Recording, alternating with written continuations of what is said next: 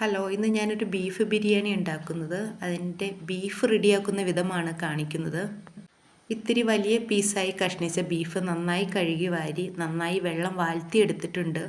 അതിനാവശ്യമായിട്ടുള്ള എല്ലാം ഞാൻ തയ്യാറാക്കി വെച്ചിട്ടുണ്ട്. മുളക് പൊടി, മല്ലിപ്പൊടി, കുരുമുളക് പൊടി, ഗരം മസാല, മഞ്ഞൾപ്പൊടി, വെളുത്തുള്ളി, ഇഞ്ചി, പച്ചമുളക് ചതച്ചത്, ചെറുതായി കഷ്ണിച്ച തക്കാളി, പുളിയില്ലാത്ത തൈര്, പാകത്തിന് ഉപ്പ്.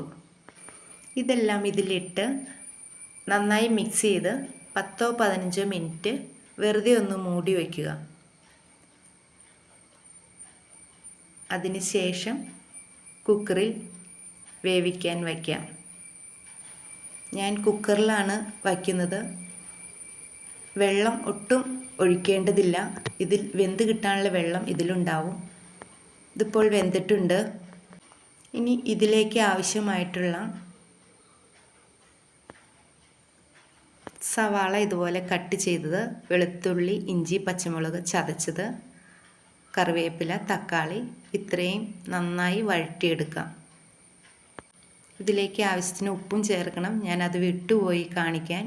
മഞ്ഞൾപ്പൊടി, മുളക് പൊടി, ഇത്രയും മസാലകൾ ചെറുതായി ഒന്ന് ചൂടാക്കി പൊടിച്ച് ഇതിലേക്ക് ചേർക്കാം. ബീഫ് വേവിച്ചതിൻ്റെ ഗ്രേവി കുറച്ചുണ്ട്, അതും ഇതിൽ ചേർത്ത് മല്ലിയിലയും കൂടി നമ്മൾ വേവിച്ച് വെച്ച ബീഫും ആഡ് ചെയ്താൽ നമ്മുടെ ബീഫ് ബിരിയാണി റെഡി. ഞാൻ നേരത്തെ റൈസ് റെഡിയാക്കിയിട്ടുണ്ടായിരുന്നു. ഇനി നമുക്കിത് ദം ചെയ്ത് എടുക്കാം. ബീഫ് നല്ലതുപോലെ വേവണം, നല്ല സോഫ്റ്റ് ആവണം.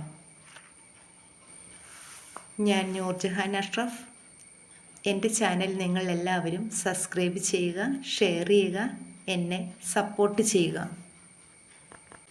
ഇന്നത്തെ എൻ്റെ ബീഫ് ബിരിയാണി നിങ്ങളും ട്രൈ ചെയ്ത് നോക്കൂ. ഈസിയാണ്, സിമ്പിളാണ്, ടേസ്റ്റിയാണ്. Thank you.